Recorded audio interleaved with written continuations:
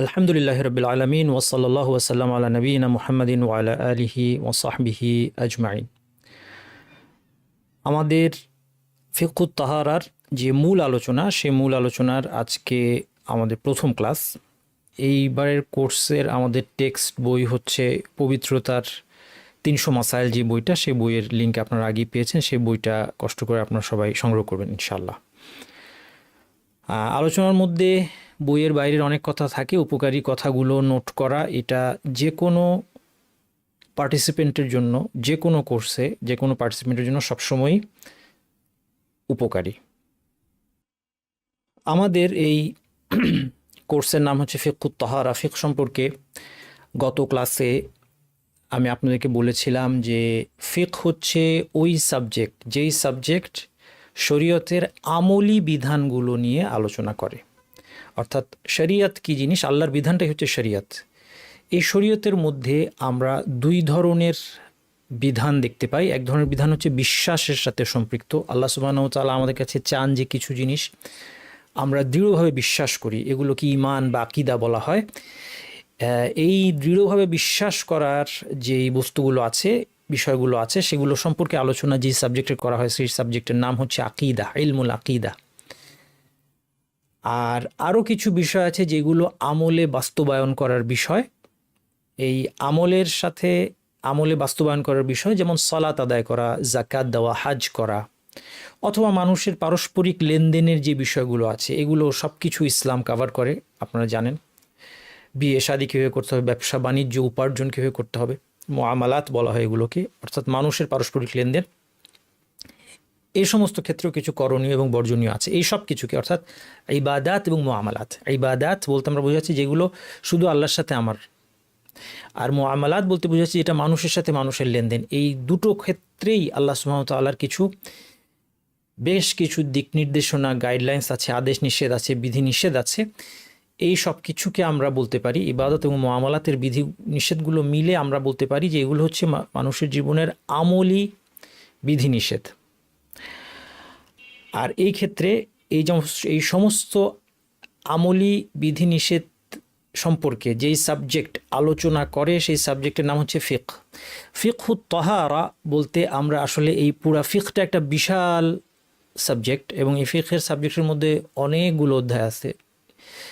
সালাতের অধ্যায় আছে, সালাতের পূর্বে পবিত্রতার অধ্যায় আছে, জাকাতের অধ্যায় আছে, সিয়ামের অধ্যায় আছে, হজ এবং ওমরার অধ্যায় আছে, যুদ্ধ বিগ্রহের অধ্যায় আছে, মুআমালাত, ব্যবসা লেনদেন, এগুলোর অধ্যায় আছে, তারপরে আপনার বিবাহ শাদী ইত্যাদি, এইসব বিষয়ে, উত্তরাধিকার, এই সব কিছুর ব্যাপারে অধ্যায় আছে। এর মধ্যে একটা অধ্যায় হচ্ছে আমাদের কোর্সের বিষয়বস্তু, সেটা হচ্ছে পবিত্রতার অধ্যায়, তাহারা, পবিত্রতা কিভাবে অর্জন করতে হবে, এই সমস্ত বিষয় নিয়ে আমাদের কোর্সে আলোচনা।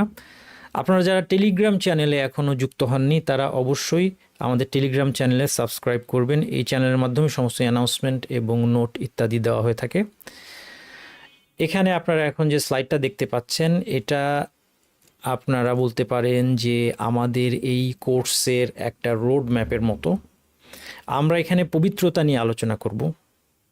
পবিত্রতা জিনিসটা কি সেটা প্রথমে বোঝা দরকার, কারণ পবিত্রতা কি, শুধু গায়ের মধ্যে আমাদের ময়লা আছে, এটা আমরা সুন্দর করে সাবান দিয়ে গোসল করে ধুয়ে দূর করে তারপরে সুগন্ধি মেখে বের হলাম, এটা কি পবিত্রতা? বোঝানো হচ্ছে না।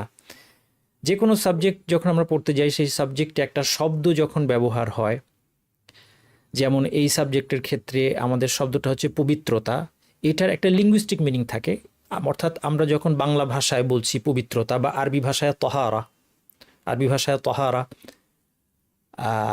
বাংলা ভাষায় পবিত্রতা যখন আমরা বলছি, তখন এর একটা ভাষার অর্থ আছে।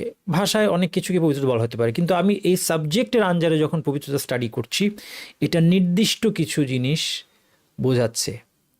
এখানে কিন্তু আমরা অন্তরের পরিচ্ছন্নতা নিয়ে আলোচনা করব না।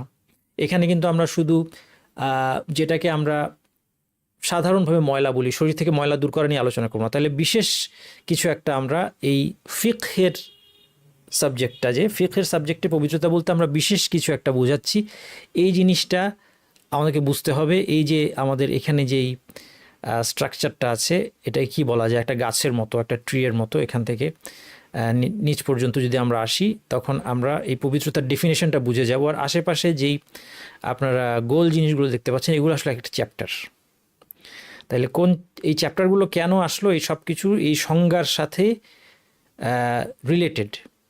তো সেই জন্য আমরা আসুন দেখি, প্রথমত পবিত্রতা বলতে আমরা এখানে কি বোঝাচ্ছি। ফিকহে বা ফিকহুত তাহারা সাবজেক্টে আমরা পবিত্রতা বলতে কি বোঝাচ্ছি।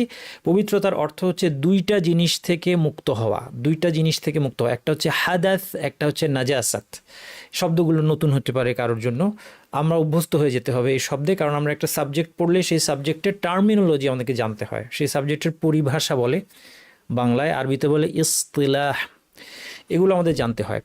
তাহলে পবিত্রতা বলতে আমাদেরকে বোঝানো হচ্ছে যে এই দুইটা জিনিস থেকে আমাদের মুক্ত হতে হবে। একটার নাম হচ্ছে হাদাস, হাদাস দূর করা, এবং নাজাসাত দূর করা। নাজাসাত হচ্ছে নাপাক বস্তু।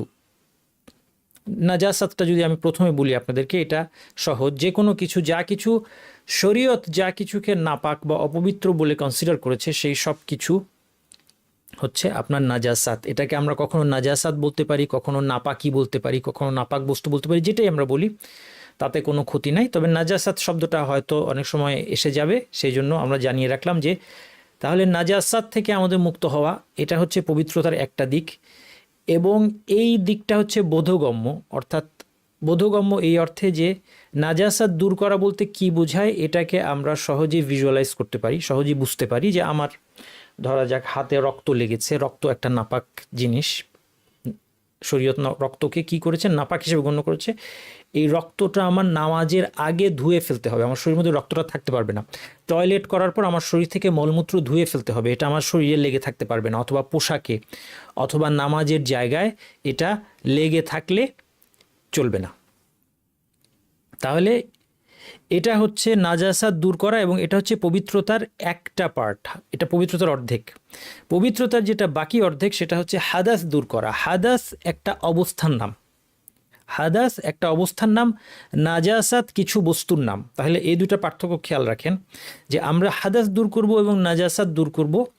হাদাস একটা অবস্থার নাম, নাজাসাত কিছু বস্তুর নাম। হাদাস কি অবস্থার নাম সেটা যদি আমরা সহজে বুঝতে চাই, আমরা দেখব যে হাদাস আবার দুইটা অবস্থা আছে এর আওতায়, ছোট হাদাস এবং বড় হাদাস। ছোট হাদাস বলতে অজু না থাকা, অজু না থাকার অবস্থাটাকে বলা হচ্ছে ছোট হাদাস, এবং গোসল করতে হবে যেই অবস্থায়, সেই অবস্থাটাকে বলা হচ্ছে বড় হাদাস। তাহলে হাদাসকে দুই ভাগে আমরা ভাগ করলাম, একটা হচ্ছে ছোট হাদাস, অজুর মাধ্যমে এটা দূর হবে, এবং বড় হাদাস সেটা হচ্ছে গোসলের মাধ্যমে দূর হবে। যদি কারো এই অবস্থাটায় সে থাকে, বড় হাদাস অবস্থাটায় থাকে, তাহলে এটা দূর করতে হলে তাকে গোসল করতে হবে। আমরা অনেক সময় বলি ফরজ গোসল করা, এটা ঠিক তাই। তাহলে সলাতের জন্য আমাদের এই দুই ধরনের পবিত্রতা অর্জন করতে হবে। আমাদেরকে হাদাস থেকে মুক্ত হতে হবে, ছোট এবং বড়, এবং তারপর আমাদেরকে নাজাসাত থেকে মুক্ত হতে হবে। আমাদের দেহ, পোশাক অথবা নামাজের স্থানে কোনো নাপাকি থাকতে পারবে না। এই সবটা মিলে হচ্ছে পবিত্রতা। বড় হাদাসের আবার দুইটা টাইপ আছে, বড় হাদাসের আবার দুইটা টাইপ আছে। একটা হচ্ছে জানাবাত। জানাবাত হচ্ছে স্বামী স্ত্রীর সম্পর্কের কারণে যে অবস্থাটা হয় সেটা, অথবা কারো যদি বীর্যস্খলন হয় সেক্ষেত্রেও এই অবস্থাটার নাম হচ্ছে জানাবাত। জানাবাত এই দুইভাবে হতে পারে। আরেকটা অবস্থা হচ্ছে হায়েজ, যেটা শুধুমাত্র নারীদের সাথে সম্পৃক্ত বিষয়, এবং হায়েজের মাসালাগুলো হচ্ছে অন্যতম জটিল মাসালা ফিকহুত তাহারার মধ্যে, এই জন্য হায়েজের উপর আমাদের আলাদা চ্যাপ্টার আছে। তাহলে মোটামুটি আমার ধারণা আমি পবিত্রতা কি এটা বোঝাতে পারলাম। তাহলে আমরা যে ফিকহুত তাহারা পড়ছি, অর্থাৎ পবিত্রতার বিধি নিষেধ আমরা স্টাডি করছি, সেই পবিত্রতা বা তাহারার অর্থ কি, হাদাস থেকে মুক্ত হওয়া এবং নাজাসাত থেকে মুক্ত হওয়া। হাদাস কি জিনিস? হাদাস একটা অবস্থার নাম। এই অবস্থাটা দুই ভাগে বিভক্ত, হয় ছোট হাদাস নয়তো বড় হাদাস। ছোট হাদাস হচ্ছে অজু না থাকা, বড় হাদাস হচ্ছে যখন গোসল ফরজ হয়। এবং আরেকটা জিনিস হচ্ছে নাজাসাত থেকে মুক্ত হতে হবে। নাজাসাত কি? এমন কিছু বস্তু যেগুলোকে শরীয়ত নাপাক হিসেবে গণ্য করেছে, যেমন রক্ত অথবা মলমূত্র ইত্যাদি, এবং আরও কতগুলো জিনিস। এটা আমরা এটার জন্য আমরা নাপাক বস্তুর তালিকা, এখন দেখেন অধ্যায়গুলোতে আসেন, এটার জন্য নাপাক বস্তুর তালিকা আমাদেরকে পড়তে হবে জানার জন্য। নাপাকি থেকে, নাজাসাত থেকে দূর করা। হাদাস দূর করা, দেখেন এখানে হাদাস দূর করার সাথে রিলেটেড চ্যাপ্টার হচ্ছে পানির চ্যাপ্টার এবং মাটির চ্যাপ্টার, অর্থাৎ তায়াম্মুম, মাটি দিয়ে। তাহলে হাদাস দূর করা যায় শুধুমাত্র দুইটা জিনিস দিয়ে, পানি অথবা মাটি। এটা একটা ইন্টারেস্টিং ব্যাপার যে হাদাস আমরা বলেছি একটা অবস্থার নাম। হাদাস দূর করার যে কাজটা, অর্থাৎ অজু করা, গোসল করা, অথবা অজু বা গোসলে পানি ব্যবহার করতে সক্ষম না হলে তায়াম্মুম করা। চিন্তা করে দেখেন যে অজু করার ফলে আপনার শরীরের মধ্যে কি ঘটলো? দৃশ্যমান কিছু ঘটে না, অজু করার ফলে শরীরে কী হয়, অজু করার আগের অবস্থাটা কী আর পরের অবস্থা কী, দৃশ্যমান কিছু ঘটে না। নাজাসাত দূর করা যেটা আছে, নাপাকি দূর করা, এই নাপাকি দূর করাটা একটা বোধগম্য এবং দৃশ্যমান কাজ। আপনার পোশাকের মধ্যে নাপাকি ছিল, আপনি ধুয়ে ফেললেন, নাপাকিটা দূর হয়ে গেল। এর বিপরীতে হাদাস দূর করাটাকে আমরা বলতে পারি এটা একটা আনুষ্ঠানিক কাজ, এটা একটা রিচুয়াল, এটা একটা নিছক ইবাদত। এটা শুধুমাত্র আল্লাহ করতে বলেছেন বলে এটা করা। তাহলে এই জন্য আপনি খেয়াল করলে দেখবেন যে কারো বায়ু নির্গমন হলে তার অজু চলে যাচ্ছে, কিন্তু অজুর মধ্যে সে যে অঙ্গগুলো ধুচ্ছে, পানি দিয়ে ধৌত করছে অথবা মাসে করছে, তার মধ্যে বায়ু নির্গমনের জায়গাটা নাই। তাহলে এটা শরীরে কোনো ময়লা থাকা না থাকার সাথে এটার সম্পর্ক না। এটার সম্পর্কটা কি, যে সলাৎ আল্লাহ তাআলার একটা আদেশ, এবং এই সলাতের আদেশটা পালন করার জন্য আল্লাহ তাআলা আমাকে একটা কন্ডিশন দিয়েছেন, লা তুকবালু সলাতু আহাদিকুম ইদা আহদাথা হাত্তা ইয়াতাওয়াদ্দা। তোমাদের কারো সলাৎ ততক্ষণ কবুল হবে না, সে তার যদি হাদাস অবস্থা থাকে তাহলে কবুল হবে যতক্ষণ সে অজু করে। তাহলে আল্লাহ একটা কন্ডিশন দিয়েছেন যে একটা নির্দিষ্ট সিস্টেম মেনে আমাদেরকে 4টা অঙ্গ ধৌত করতে হবে। আমাদের চেহারা, আমাদের হাত ধুতে হবে, মাথা মাসে করতে হবে এবং পা ধুতে হবে। এটার নামই তো অজু। এখন এই যে আমরা কাজটা করলাম, এই কাজটা করার ফলে বাহ্যিকভাবে কোনো পরিবর্তন আমরা দেখতে পাই না, যে কিছু একটা শরীরের মধ্যে আগে ছিল এখন নাই, অথবা ছিল না এখন এসেছে, এরকম দেখতে পাই না। তাহলে এটা একটা রিচুয়াল কাজ, আর এই জন্যই খেয়াল করেন, অর্থাৎ এটাকে আমরা বলতে পারি এটা একটা কনসেপচুয়াল বিষয়, একটা রিচুয়াল বিষয়, একটা আনুষ্ঠানিকতা। আর এই জন্য এটার জন্য নির্দিষ্ট উপকরণ আছে। পানি এবং মাটি ছাড়া এই হাদাস দূর করা যায় না। পানি দিয়ে হাদাস দূর করার প্রধান উপকরণ হচ্ছে পানি, এবং যদি পানি পাওয়া না যায়, আল্লাহ তাআলা বলেছেন ফালাম তাজিদু মাআন ফাতায়াম্মামু, তায়াম্মুম করো। তায়াম্মুম করো মানে উদ্দেশ্য করো, কোন জিনিসকে উদ্দেশ্য করবে তোমরা, সাইদান তাইয়িবান, পবিত্র মাটি, অর্থাৎ পবিত্র মাটি দিয়ে ফামসাহু উজুহাকুম আইদিকুম, পবিত্র মাটি দিয়ে তোমাদের চেহারা এবং হাত মাসে করো। এটা হচ্ছে তায়াম্মুম, মাটি। তাহলে এই পানি এবং মাটি, এই দুইটা জিনিস শুধুমাত্র ব্যবহার করা যাবে হাদাস দূর করার ক্ষেত্রে। প্রধানত পানি পাওয়া না গেলে অথবা ব্যবহারে অক্ষম হলে তখন মাটি ব্যবহার করতে হবে। এর বাইরে কোনো কিছু দিয়ে আপনি হাদাস দূর করতে পারবেন না। আপনার বাসায় পানি নাই, অথবা পানি আছে বা অন্য কোনো লিকুইড আছে সাথে, আপনি শরবত বানিয়েছেন, বালতির মধ্যে অনেক শরবত বানিয়েছেন, আপনার মেয়ের বিয়ে, আপনার ছেলের বিয়ে, অনেক মেহমান আসবে, আপনি বালতির মধ্যে সমানে শরবত বানালেন। একটা কাল্পনিক উদাহরণ দিচ্ছি।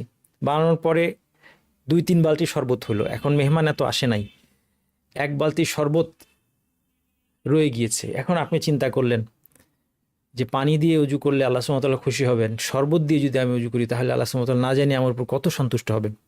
আপনি শরবত দিয়ে উজু করলেন, আপনার উজু কি হবে? আপনার উজু হবে না। কেউ যদি শরবত দিয়ে উজু করে তাহলে কেন হবে না? কারণ আল্লাহ সুবহানাহু ওয়া তাআলা বলেছেন ফালাম তাজিদু মাআন ফাতায়াম্মামু সাইদান তাইয়িবান, পানি না পেলেই মাটি ব্যবহার করো। তাহলে এর মাঝামাঝি আর কোনো কিছু ব্যবহার করা যাবে না। একজন বলেছেন যে মাটি পবিত্র, এটা বুঝবো কীভাবে? মাটি, সব মাটি পবিত্র, মানে কোনো কিছু অপবিত্র হওয়ার জন্য প্রমাণ লাগে, পবিত্র হওয়ার জন্য প্রমাণ লাগে না, এটা মাথায় রাখবেন। সুতরাং আপনাকে যখন পবিত্র মাটি ব্যবহার করতে বলা হয়েছে, তখন আপনি যে কোনো মাটিকেই পবিত্র ধরে নেবেন, যদি না আপনি দেখতে পাচ্ছেন যে মাটির মধ্যে নাপাক কিছু আছে। সব মাটি পবিত্র। আচ্ছা, তায়াম্মুমের অধ্যায়ে আমরা ওটা বিস্তারিত আলোচনা করবো। তাহলে দেখেন, এই জন্য পানির অধ্যায় আসলো। পানির মধ্যে কোন পানিটা কেমন, কোন পানিটা ব্যবহার করা যাবে, কোন পানিটা ব্যবহার করলে অজু গোসল হবে, মাটির মধ্যে কোন মাটিটা ব্যবহার করতে হবে, এগুলি আলোচনার জন্য এই পানির অধ্যায়, মাটির অধ্যায়। নাজাসাত দূর করার ক্ষেত্রে এই পানি, মাটি, এইসব কোনো কিছু কিন্তু শর্ত না, এটা মাথায় রাখবেন। নাজাসাত বা নাপাকি যে কোনোভাবে দূর হলেই সেটা দূর হয়ে যাবে। তারপর বলছেন যে শরবত এক ধরনের পানি না, শরবত এক ধরনের পানি না, শরবতই। হ্যাঁ, শরবত, এটার নাম বদলিয়ে গিয়েছে। শরবত এক ধরনের পানি না। আপনি পানির মধ্যে একটু চিনি মিশালেন, হয়তো একটু মিষ্টি হলো, এখন পর্যন্ত বলতে পারেন এটা মিষ্টি পানি। তারপরে একটু লেবুর রসও দিয়ে দিলেন, এরপর এক সময় এটার নাম চেঞ্জ হয়ে শরবত হয়ে গেল। যখনই নাম চেঞ্জ হয়ে যায় সেটাকে আরবিতে মা বলা হয় না। আল্লাহ তাআলা মা শব্দটা ব্যবহার করেছেন। হ্যাঁ, নিয়মটা হচ্ছে যে ফালাম তাজিদু মাআন ফাতায়াম্মামু, যখন তোমরা পানি পাবে না তখন তোমরা তায়াম্মুম করবে। তাহলে শরবতকে আরবি ভাষায় মা বলা হয় না, তো সেই জন্য এটা করা যাবে না। যাই হোক, এরপর আরও অনেক এর পিছনে দলিল আনা যাবে। তো এটা একটা বিতর্কের, মোটামুটিভাবে বিতর্কের ঊর্ধ্বে একটা বিষয়। পানি ছাড়া অন্য কিছুতে অজু হয় না, যে সমস্ত আলেম একমত যে পানি ছাড়া আপনার অজু হবে না অন্য কোনো লিকুইডের দ্বারা। তো সুতরাং সেই জায়গায় আমাদের ইজমা একটা জিনিস আমরা পড়েছিলাম, ইজমায়ের দলিল দ্বারাও এটা সাব্যস্ত হয়ে গিয়েছে। অতএব এটা নিয়ে আমাদের সাধারণ মানুষের চিন্তা করে সময় নষ্ট করার কোনো প্রয়োজন নাই। আমরা যেখানে সমস্ত আলেম এই ব্যাপারে একমত হয়েছেন যে পানি দিয়ে অজু করতে, পানি না থাকলে শরবত দিয়ে অথবা অন্য কোনো বস্তু দিয়ে অজু হবে না, তখন আমাদের এটা নিয়ে বেশি চিন্তা করতে। আচ্ছা, বলছিলাম নাপাকি, তাহলে হাদাসের ক্ষেত্রে এই দুইটা বস্তু নির্দিষ্ট। নাজাসাত দূর করার জন্য, নাপাকি দূর করার জন্য আমাদের কোনো নির্দিষ্ট পদ্ধতি শর্ত নয়, যে কোনো পদ্ধতিতে নাপাকি দূর হলেই হলো। এই জন্য আপনি দেখবেন আসলে জ্ঞান অর্জনের একটা ফায়দা আছে। জ্ঞান অর্জনের ফায়দা হচ্ছে আপনি যখন কোরআন হাদিসের দলিলের ভিত্তিতে মাসআলাগুলো জানবেন, তখন আপনি দেখবেন আপনার জীবনের জটিলতা অনেক কমে যাবে। যেমন অনেকে মনে করেন যে আমার একটা নাপাকি দূর করতে হলে একটা জায়গায় ওর পোশাকের মধ্যে নাপাকি রক্ত লেগে গিয়েছে, এটা আমাকে 3 বার ধুতে হবে, 7 বার ধুতে হবে, বিসমিল্লাহ বলে ধুতে হবে। এই ধরনের বিভিন্ন প্রশ্ন আমাদের মধ্যে আসে। কিভাবে ধুতে হবে, কিভাবে ধুতে হবে, এটা কোনো নির্দিষ্ট কোনো নিয়ম নাই, শুধুমাত্র একটা জায়গা ছাড়া, সেটা হচ্ছে কুকুরের লালার নাপাকি। এটা আমাদের সামনে আসবে, নাপাকির চ্যাপ্টারে আসবে, এখন বেশি বলছি না। এটা ছাড়া অন্য কোনো নাপাকি দূর করার ক্ষেত্রে কোনো কন্ডিশন দেওয়া নাই। সুতরাং আপনার নাপাকিটা দূর হলো কিনা সেটাই দেখার বিষয়। সেটা পানির দিয়ে হতে পারে, সেটা অন্য কিছু দিয়ে হতে পারে, কেমিক্যাল দিয়ে হতে পারে। যেমন আপনার ড্রাই ওয়াশ করা হয়, ড্রাই ওয়াশ জিনিসটা কি? ড্রাই ওয়াশ কিন্তু ড্রাই না।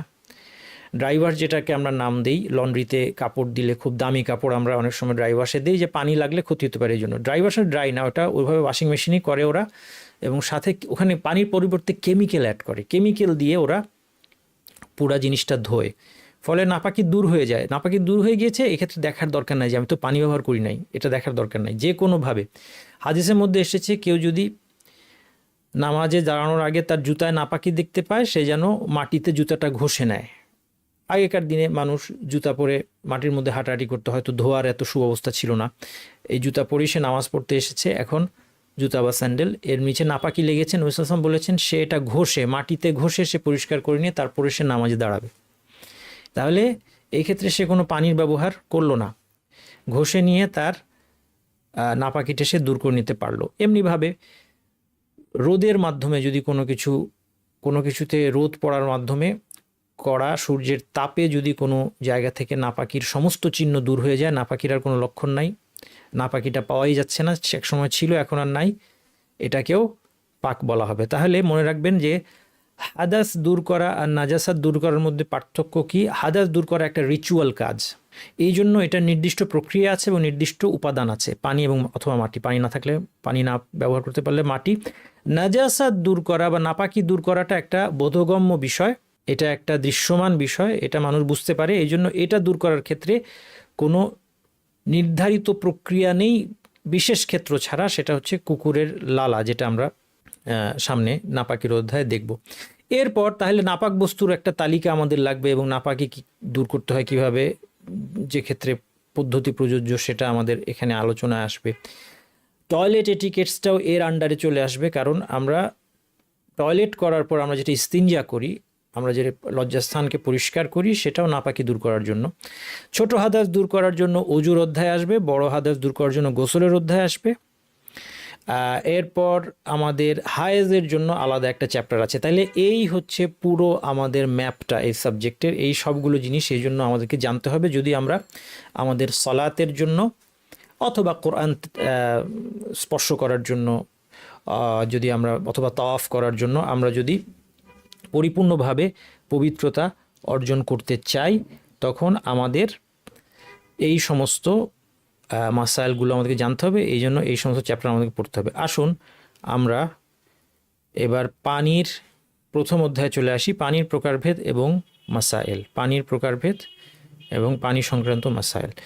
আমরা প্রথমে কিছু আয়াত এবং হাদিস দেখব এবং সেখান থেকে মাসালাগুলো আলোচনা করব, তারপরে মাসালাগুলোর জরুরি মাসালাগুলোর একটা লিস্ট আপনাদের সামনে দিয়ে দিব। প্রথম যে আয়াতটা আপনাদের সামনে নিয়ে এসেছি, ওয়া আনজালনা মিনাস সামাই মাআন তাহুরা। আল্লাহ তাআলা বলছেন আমি আকাশ থেকে পানি বর্ষণ করেছি, আকাশ থেকে পানি অবতীর্ণ করেছি বা বর্ষণ করেছি, মাআন তাহুরা। সেই পানির বৈশিষ্ট্য হচ্ছে পানিটা হচ্ছে তাহুর।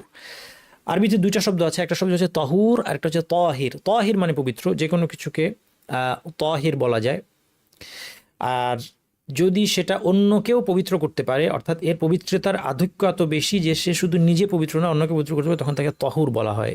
পানিকে তহুর বলা হয়েছে, কাজেই পানির দ্বারা পবিত্রতা অর্জন করা যাবে, পানির দ্বারা অজু গোসল করা যাবে এবং অন্যান্য নাপাকি দূর করার ক্ষেত্রেও, যেগুলো দৃশ্যমান নাপাকি নাজাসাত দূর করার ক্ষেত্রেও, অজু গোসলের ক্ষেত্রে অবশ্যই পানি ব্যবহার করতে হবে, সেক্ষেত্রে পানি তহুর।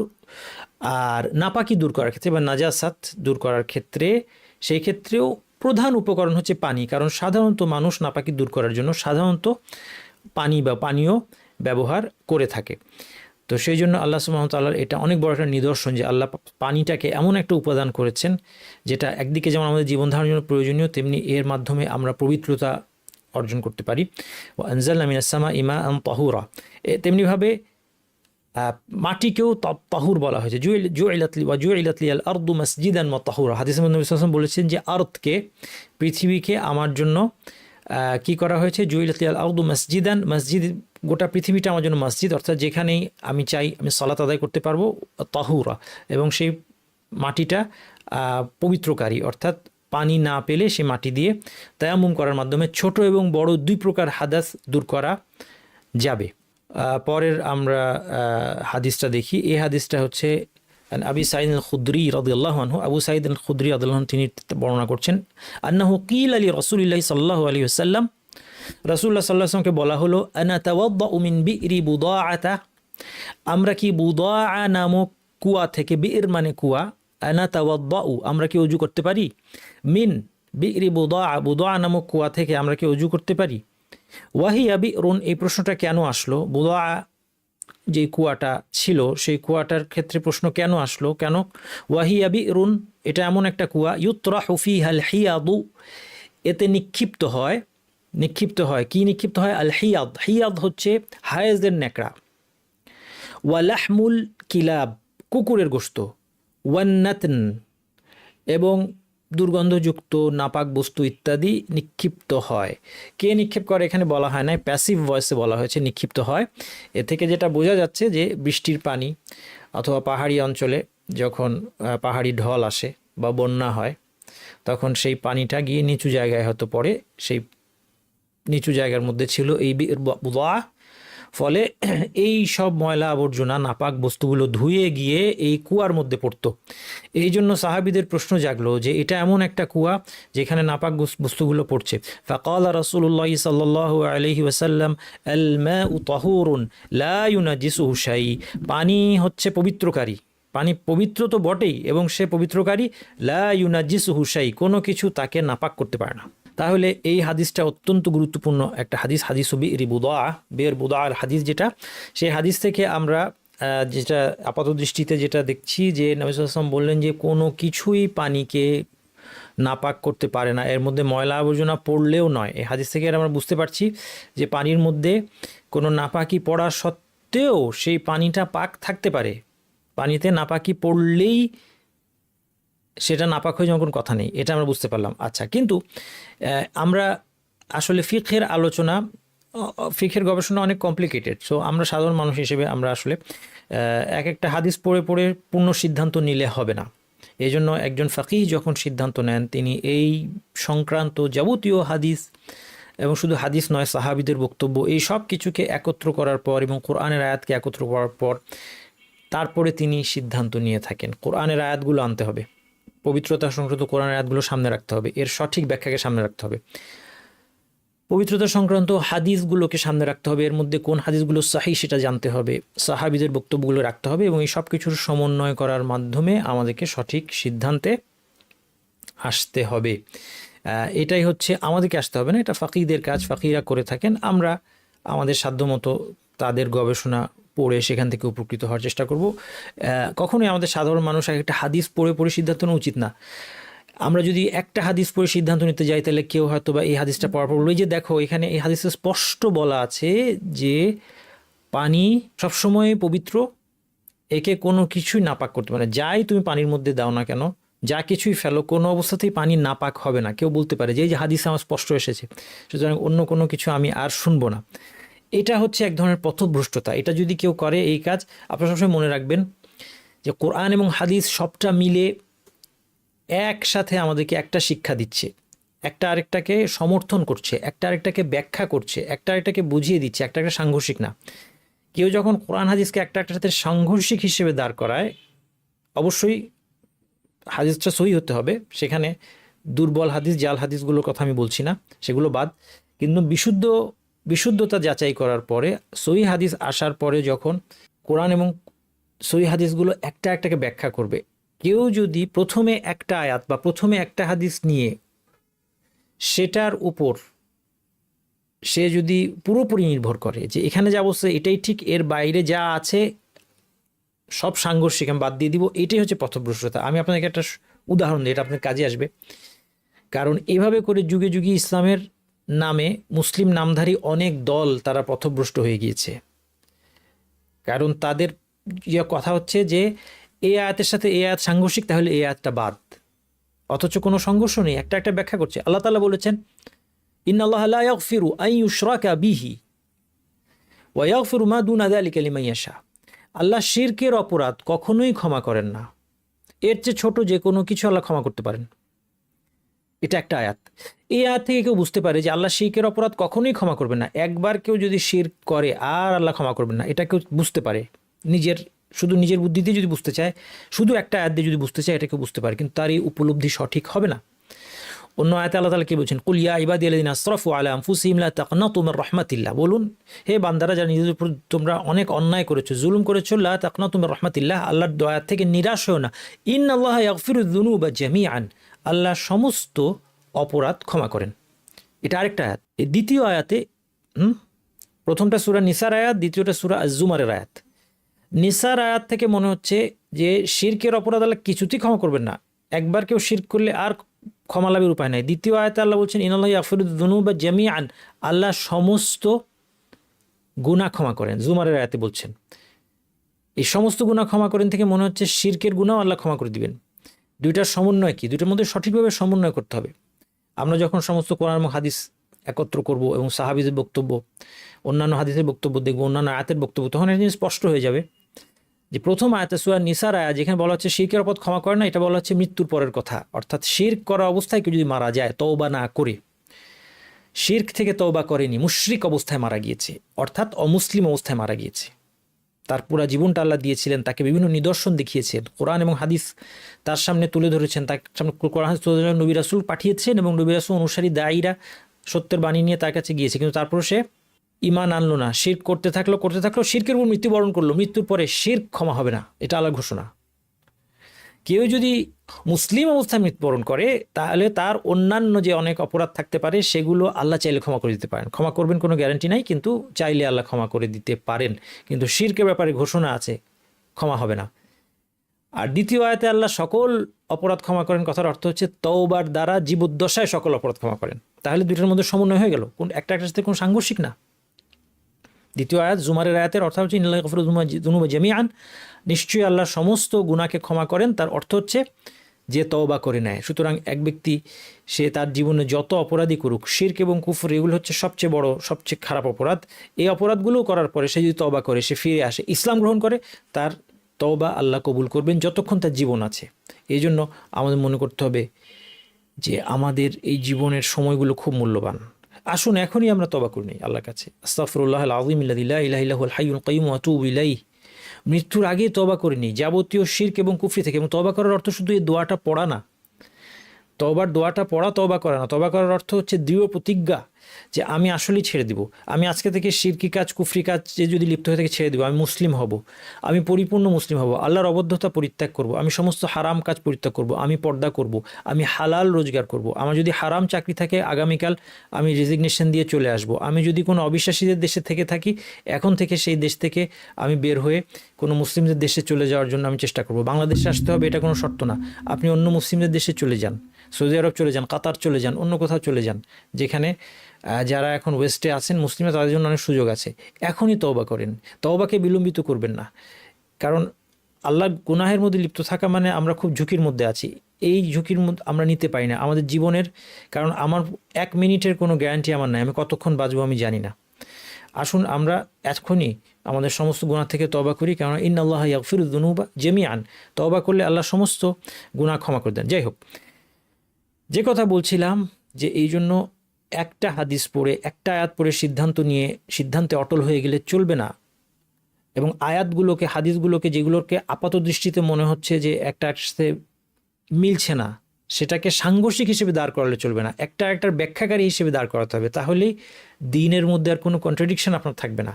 আর নতুবা যারা কন্ট্রাডিকশন খুঁজবে যে এই আয়াতের সাথে এই আয়াত মিলে না, তাহলে ওই আয়াতটা বাদ, অথবা এই আয়াতের সাথে হাদিস মিলে না, হাদিসটা বাদ, তারাই যুগে যুগে পথভ্রষ্ট হয়েছে।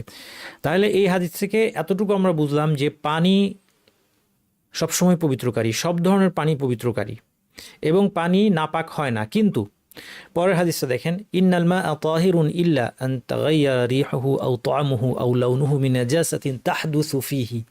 এই হাদিসে একটা কেস বর্ণনা করা হয়েছে যখন পানিটা অবশ্যই নাপাক হবে, সেটা হচ্ছে এখানে আল্লাহ রাসূল সাল্লাল্লাহু আলাইহি ওয়াসাল্লাম বলছেন পানি পবিত্র, কিন্তু ইল্লা ব্যতিক্রম হচ্ছে যে আন তাগায়্যার পরিবর্তন হয় যদি, এর রিহ অর্থাৎ গন্ধ, তা'আম অর্থাৎ স্বাদ, লাউন অর্থ রং, বিনাজাসাতিন কোনো নাপাক বস্তুর দ্বারা, তাহদুসু ফীহি কোনো নাপাক বস্তু এর মধ্যে পড়েছে এবং পড়ার কারণে রং, গন্ধ, স্বাদ, খেয়াল রাখবেন রং, গন্ধ, স্বাদ তিনটা প্রপার্টির যে কোনো একটা পরিবর্তন হলো। গরু কোরবানি পাওয়ার পর রক্ত পড়ে গিয়ে কোনো একটা ডোবার পানি সেটা লাল হয়ে গেল, এই লাল হয়ে যাওয়া পানিটা রক্তের রং দেখা যাচ্ছে, এখানে এটা আর পাক নেই, এটা নাপাক, অথবা পানি থেকে টয়লেটের গন্ধ আসছে, এই অবস্থায় এই পানিটা কি হবে? এই পানিটাও নাপাক হবে। রং, গন্ধ, স্বাদ যদি পাওয়া যায় নাপাকির পানির মধ্যে, তাহলে সেই পানিটা নাপাক হবে। তাহলে এটাও হাদিস, ওইটাও হাদিস।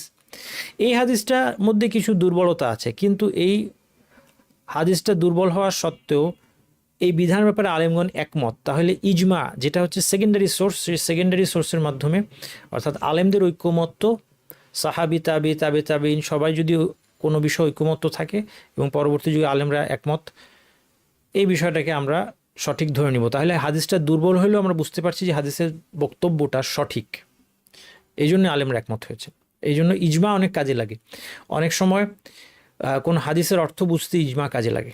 হাদিস দুর্বল হলে এই বক্তব্য সঠিক কিনা সেটা বুঝতে ইজমা কাজে লাগে। হাদিসটা দুর্বল, সনদ দুর্বল, কিন্তু ইজমার কারণে হাদিসের বক্তব্য সঠিক।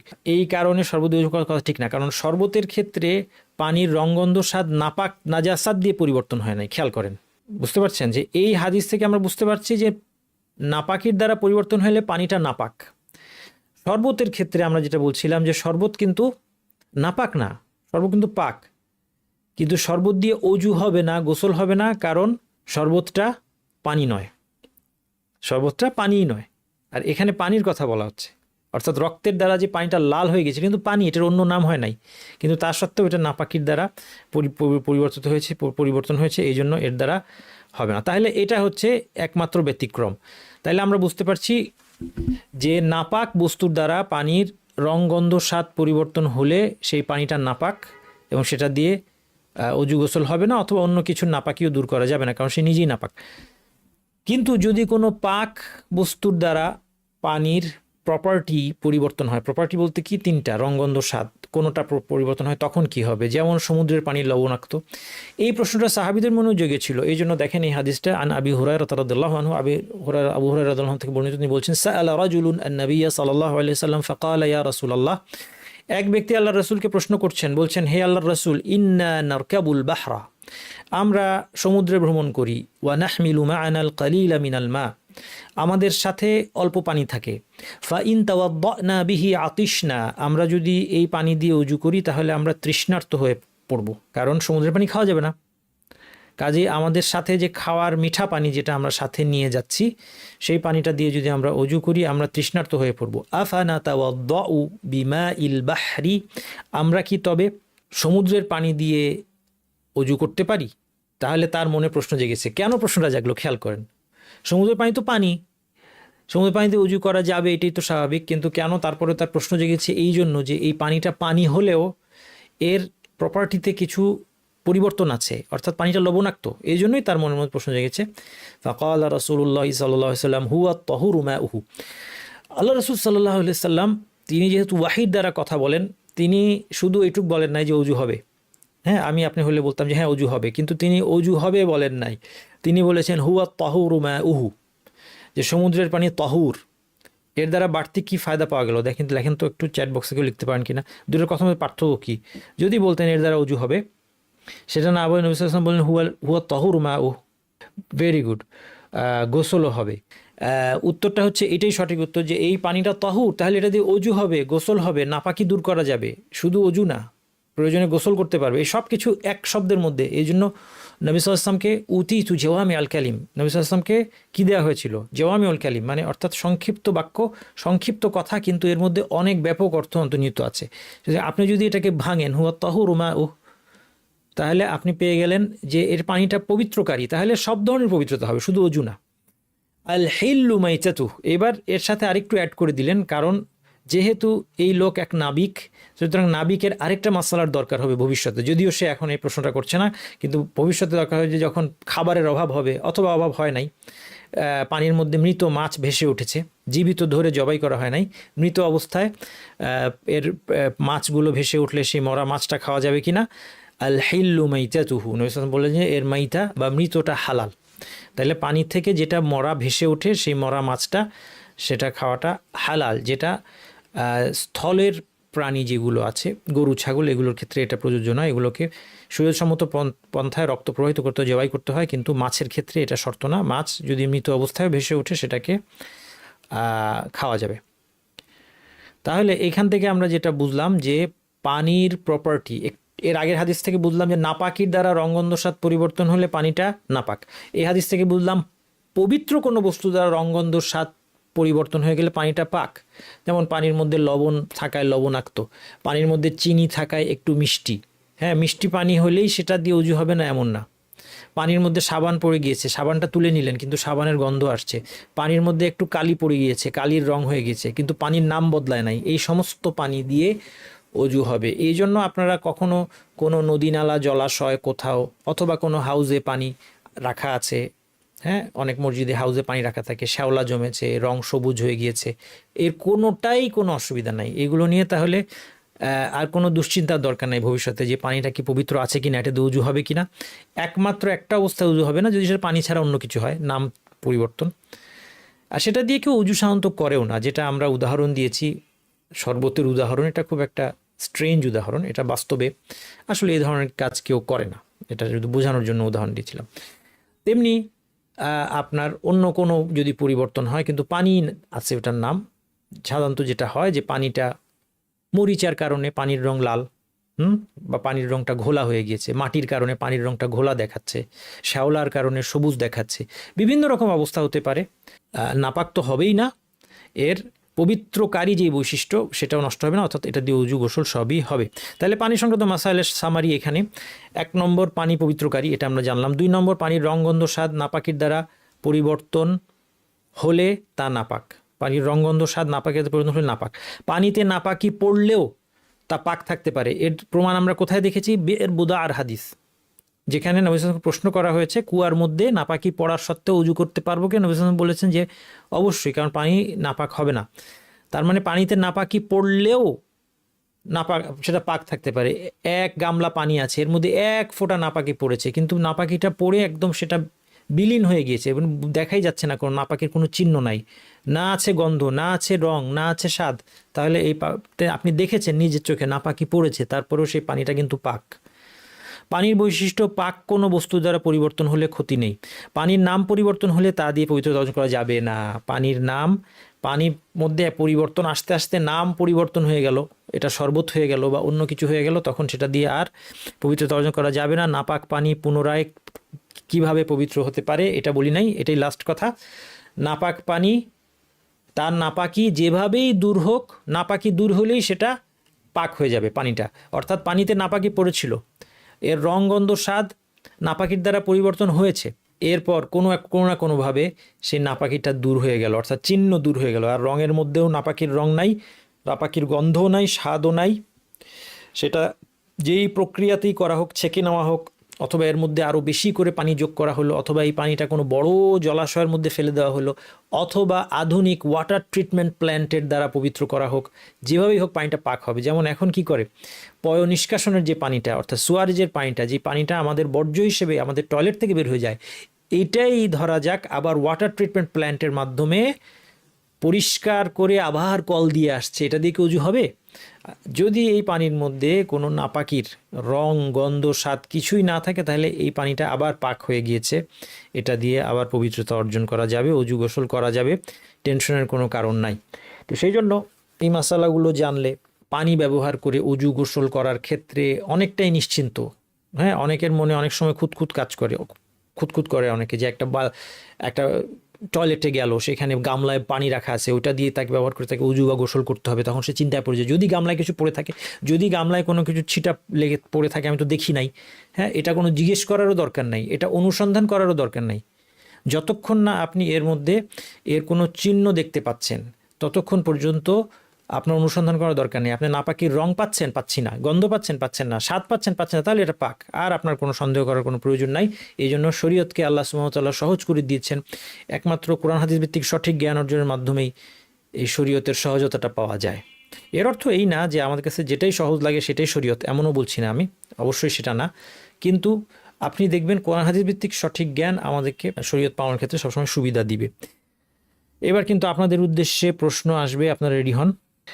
একজন প্রশ্ন করেছেন মা উল মুস্তামাল হচ্ছে ব্যবহার করা পানি, যেই পানিটা ব্যবহারের পর, যেমন অজুর পরে, এটা একটা মাসালা আছে, এই জন্য প্রশ্ন করেছেন, আমি বলছি, এই জন্য উত্তর দিচ্ছি। এটা অনেকের শুনে থাকতে পারেন আপনারা, যে আমি অজু করেছি, ধরেন হাতটা ধুইলাম, এই যে পানিটা, হাত ধোয়ার পানিটা, যে পানিটা দিয়ে আমি অজু করলাম, হাত ধোয়ার পানিটা, এই পানিটা আবার গিয়ে পাত্রের মধ্যে পড়লো।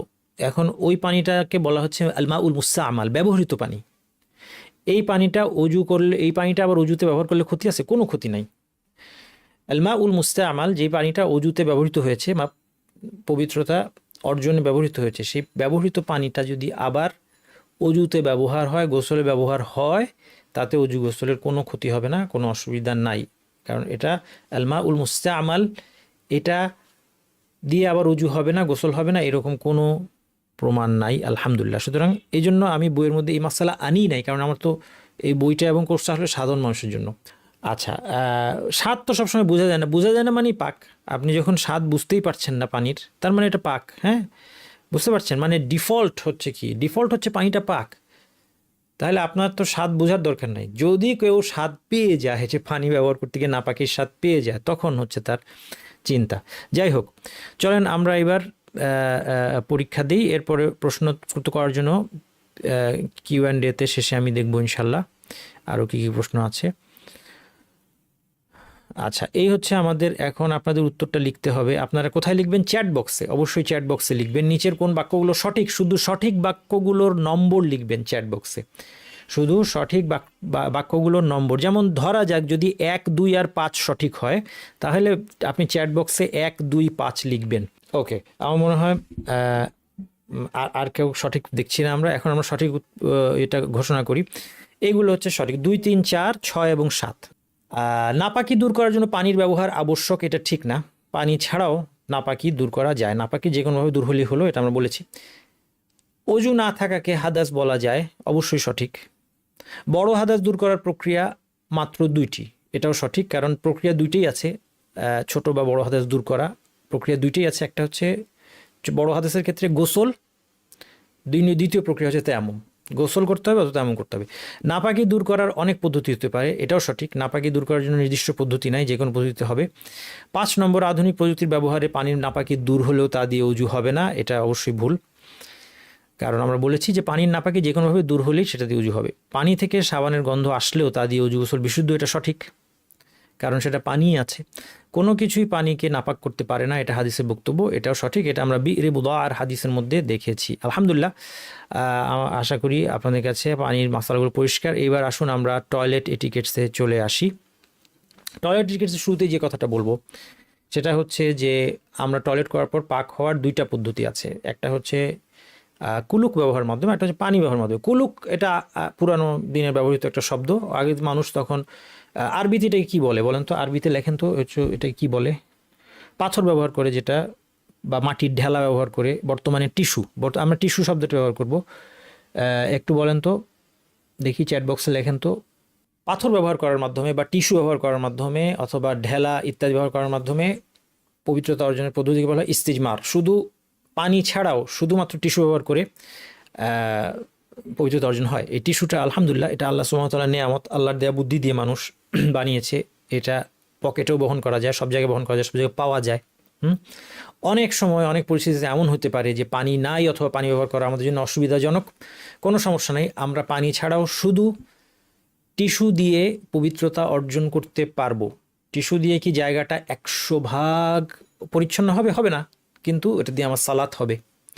হ্যাঁ, সেটা আমার কাছে মনে হতে পারে যে 100% হয় নাই, পরবর্তী সুযোগ পেলে আমি পানি দিয়ে ধুয়ে নিলাম, সেটা অন্য কথা। কিন্তু আমার এখন মূল কনসার্ন, যেটা একজন মুসলিমের মূল কনসার্ন, হচ্ছে আমার সালাত হবে কিনা। সালাত হওয়ার জন্য পানি ছাড়াও শুধুমাত্র টিস্যু ব্যবহার করে পবিত্রতা অর্জন করাই যথেষ্ট। এমনকি যদি পানি থাকে, তাও পানি থাকা সত্ত্বেও, একটা তো বললাম যে পানি নাই, তখন তো করলেনি, কিন্তু যখন পানি আছে তারপরেও যদি কোনো কারণে আপনি শুধু টিস্যু ব্যবহার করতে চান, শুধু টিস্যু ব্যবহার করে আপনি পবিত্রতা অর্জন করতে চান, করতে পারবেন। কিছু কন্ডিশন আছে, কিছু গাইডলাইন্স আছে, সেই গাইডলাইন্সগুলো আমরা দেখব। এটা হচ্ছে পবিত্রতা অর্জনের একটা পদ্ধতি। আর পবিত্রতা অর্জনের অধিকতর উত্তম বেটার পদ্ধতি হচ্ছে পানি ব্যবহার করার মাধ্যমে পবিত্রতা অর্জন করা। এবং এই পবিত্রতা অর্জনের পদ্ধতিও খুব সিম্পল। খুব দুঃখের বিষয় হচ্ছে যে এটা নিয়ে আমাদের দেশে অনেক সময় অনেক বাড়াবাড়ি দেখা যায়। প্রথমে টিস্যু ব্যবহার করতে হবে এবং 40 কদম হাঁটাহাঁটি করতে হবে, উঠবস করতে হবে, কাশি দিতে হবে, এরপর আবার পানি দিয়ে পবিত্রতা অর্জন করতে হবে। এবং তাদের যুক্তিটা হচ্ছে এরকম যে না, আমরা তো দেখেছি যে টয়লেট করার পরেও যদি আমি কিছুক্ষণ টিস্যু নিয়ে হাঁটাহাঁটি করি, টানাটানি করি, তখন আরও কিছু বের হচ্ছে। দেখেন, আমরা যখন কোরআন হাদিস থেকে বিচ্ছিন্ন হয়ে গিয়ে নিজেদের বুদ্ধি ব্যবহার করে আমরা ধর্ম পালনের চেষ্টা করব, আমরা হয়তো আল্লাহর ভয়েই কাজটা করছি, কিন্তু এটা আমাদেরকে আল্লাহ থেকে দূরে নিয়ে যাবে। আপনি একটা কথা চিন্তা করে দেখেন যে এইভাবে পবিত্রতা অর্জন করতে গিয়ে এই যে জটিল পদ্ধতিটা, এটা আমাদের দেশে শেখানো হয়। এই পদ্ধতির ফলে একটা মানুষের মধ্যে কিন্তু একটা মানসিক ব্যাধি হয়ে যায়, অনেকের মানসিক ব্যাধি হয়ে যায়, অনেকে ঘন্টার পর ঘন্টা পবিত্রতা অর্জন করতে পারে না। এই ভয়ে অনেকে টয়লেট করতে চায় না, টয়লেট আটকে রাখে। আমার নিজের চোখে দেখা উদাহরণ আপনাকে দিচ্ছি, আমি কোনো বানিয়ে উদাহরণ বলছি না। টয়লেট করতে চায় না, টয়লেট আটকে রাখে, টয়লেট থেকে বের করা যায় না, টয়লেটে ঘন্টার পর ঘন্টা বসে আছে। একটা মানুষ যদি 1 ঘন্টা ধরে টয়লেট করতে হয়, তাহলে তার জীবনের বাকি দায় দায়িত্ব, বাকি ইবাদত কখন করবে? আপনি আমাকে এটা বুঝিয়ে দেন, এই সহজ হিসাবটা আপনি আমাকে বুঝিয়ে দেন। তাহলে আপনি কি আসলে আল্লাহর নিকটবর্তী হন, আল্লাহ থেকে দূরে সরে গেলেন, মানুষের জন্য জীবনকে ডিফিকাল্ট করে ফেললেন। এবং মানুষ একটা জিনিস বুঝে না, যে দিন সম্পর্কে না জেনে কথা বলা কিন্তু একটা ভয়াবহ অন্যায় কাজ। দিন সম্পর্কে, আল্লাহ সম্পর্কে, কোরআন হাদিস সম্পর্কে না জেনে কথা বলা যে কত বড় গুনাহ। এখন সে চিন্তা করছে কি? সে চিন্তা করছে যে আমি অনেকক্ষণ ধরে হাঁটাহাঁটি না করলে কিছু একটা বের হবে। এই ভয়ে সে অনেকক্ষণ ধরে হাঁটাহাঁটি করলো, আরও যা যা করার উঠবস করলো, আরেকজনকে এগুলো শিখালো। কিসের ভিত্তিতে? নিজের যুক্তিতে। আমি এটা নিয়ে একটা ভিডিও করেছিলাম, একজন রাগ করেছেন যে তাইলে যে এরপরে আরও বের হবে, সেটা কি হবে? দেখেন, নবী মুহাম্মদ সাল্লাল্লাহু আলাইহি ওয়াসাল্লামের কাজ হচ্ছে মানুষকে দিন শেখানো। দিন শেখানোর মূল কাজ উনার, আমরা তার অনুসরণে মানুষকে দিন শেখাবো, তাই তো? আমরা তো নতুন দিন নিয়ে আসতে পারবো না। এখন এটা যদি এতই ইম্পর্টেন্ট হতে, নবী মুহাম্মদ সাল্লাল্লাহু আলাইহি ওয়াসাল্লাম শিখিয়ে দিতেন। অথচ কোনো হাদিস আপনি পাবেন না যে উঠবস করতে হবে, 40 পা হাঁটাহাঁটি করতে হবে, কারণ এটা ইবাদতের বিষয়। এটা যদি করা জরুরি হতো, এটা তো সবার করা লাগবে, নামাজ তো সবার পড়তে হবে। তাহলে নবী মুহাম্মদ সাল্লাল্লাহু আলাইহি ওয়াসাল্লাম যেভাবে দিনের জরুরি গুরুত্বপূর্ণ কোনো বিষয় বর্ণনা করতে বাদ রাখেননি, এটাও তিনি অবশ্যই মানুষের জন্য বয়ান করতেন। একজন বলছেন যে ওসিডির সমস্যা হয়, অবশ্যই অবশ্যই ওসিডি হবে। ওসিডি এগুলো এখনকার জেনারেশনে, এখনকার প্রজন্মে আমরা এই রোগগুলোর কথা শুনতে পাচ্ছি খুব বেশি, সাইকোলজিক্যাল রোগ। এর মধ্যে এগুলো একটা কারণ। আমাদের ধর্মের মধ্যে এরকম কিছু নাই। পবিত্রতা অর্জনের বিষয়টাও খুব সহজ, আমরা দেখব। টিস্যুর ক্ষেত্রে কিছু কন্ডিশন আছে, আর পানি দিয়েও সেটা হবে। এটা ঘন্টার পর ঘন্টা বসে থাকার বিষয় নয়। হ্যাঁ, যেটা বলতে চাচ্ছিলাম যে এই যে বুদ্ধি করে উনি চিন্তা করলেন যে আমি টানাটানি করলে তো আরও বের হচ্ছে। ব্যাপার হচ্ছে যে আমাদের এই মূত্রনালীটা এরকম যে সেখানে কেউ যদি টানাটানি করতে চায় তাহলে আরও বের হবেই। যেমন মায়ের বাচ্চাকে দুধ খাওয়ানোর মতো, বাচ্চা যখন দুধ খায় না তখন দুধের সাপ্লাই বন্ধ, যখন দুধ খাওয়ার জন্য টান দেয় তখন দুধ প্রবাহিত হয়। এরকম এর জন্য এটা তো আপনি সারাদিন করতে পারবেন, এটা সারাদিন একটু একটু করে বের হবে যদি এরকম করা হয়। কিন্তু সেটা তো ইসলাম করতে বলেনি। এই কষ্ট তো আল্লাহ তাআলা আমাদেরকে দেননি। আল্লাহ যে কষ্ট আমাদেরকে দিচ্ছেন না, কোন অধিকারে একজন মানুষ বান্দাদের উপর নিজের বুদ্ধি দিয়ে এই কষ্ট চাপিয়ে দেয়? সুতরাং দিনের ব্যাপারে এগুলি কখনোই করা যাবে না। এই সব কিছু থেকে আমাদের বাঁচার জন্য কিন্তু একটাই উপায়, সেটা হচ্ছে জ্ঞান অর্জন করা। আসেন প্রথমে ইস্তিনজা সম্পর্কে সুন্দর হাদিসটা দেখি। সালমান রাদিয়াল্লাহু আনহু তিনি বলছেন, কিলা লাহু, তাকে বলা হলো, কাদ আল্লামাকুম নবিয়ুকুম সাল্লাল্লাহু আলাইহি ওয়াসাল্লাম কুল্লা শাইইন হাত্তাল খিরাআ। কিছু লোক সালমান আল ফারিসি রাদিয়াল্লাহু আনহু তাকে বললেন যে তোমাদের নবী দেখি সবই তোমাদের শিখিয়েছে, টয়লেট করাও শিখিয়েছে। মানে এটা ব্যঙ্গ করে বলছে, তার মানে এরা অমুসলিম। এরকম একটা কথা যে বলবে সে অবশ্যই অমুসলিম, সে হয়তো মুশরিক ছিল অথবা ইহুদি ছিল। খোঁচা দেওয়ার জন্য বলছে, সালমান রাদিয়াল্লাহু আনহুকে বলছে তোমার নবী দেখি সবই শেখায়। দেখেন সালমান রাদিয়াল্লাহু আনহু সুন্দর উত্তর দিলেন, ক্বালা আজাল, ঠিক ঠিক কথা। কারণ আমার নবী আমাকে মৃত্যুদণ্ড কীভাবে যেতে হবে এটাও শিখিয়েছে, টয়লেট কীভাবে করতে হবে এটাও শিখিয়েছে। এই নবী হচ্ছে সত্য নবী, এটা হচ্ছে সত্য নবীর প্রমাণ। একটা ভণ্ড লোক জীবনের সব দিকে মানুষকে গাইডলাইন দিতে কখনো পারবে না, বানিয়ে বানিয়ে বানিয়ে বানিয়ে পারবে না। অথচ নবী মুহাম্মদ সাল্লাল্লাহু আলাইহি ওয়াসাল্লামের মাত্র 23 বছরের জীবনে আপনি দেখেন জীবনের সমস্ত দিকে কীভাবে গাইডলাইন্স আসলো। এমনকি যে দোয়াটা আপনার মন থেকে করতে ইচ্ছা করে, এই দোয়াটা অলরেডি সুন্নাহর মধ্যে আছে, আমার জ্ঞানের অভাবে আমার জানা নাই। এটা আমার পার্সোনাল অভিজ্ঞতা, আপনারা টেস্ট করে দেখবেন। এটা আপনার একটা দোয়ার বই নেন, হিসনুল মুসলিম নেন, আপনার যখন যে দোয়াটা মনে হচ্ছে যে আচ্ছা এই দোয়াটার কাছে করি, আপনি খুঁজলে পাবেন ওই দোয়াটা ইতিমধ্যে হাদিসের মধ্যে আছে কোনো না কোনো একটা ফর্মে। যাই হোক, ভণ্ড হলে বলতো যে কি তুমি টয়লেট জানতে আসছো আমার কাছে, আমি এখন বড় বড় দার্শনিক চিন্তা নিয়ে পড়ে আছি, এবং টয়লেট কীভাবে করবা এটা কি আমি শেখাবো নাকি?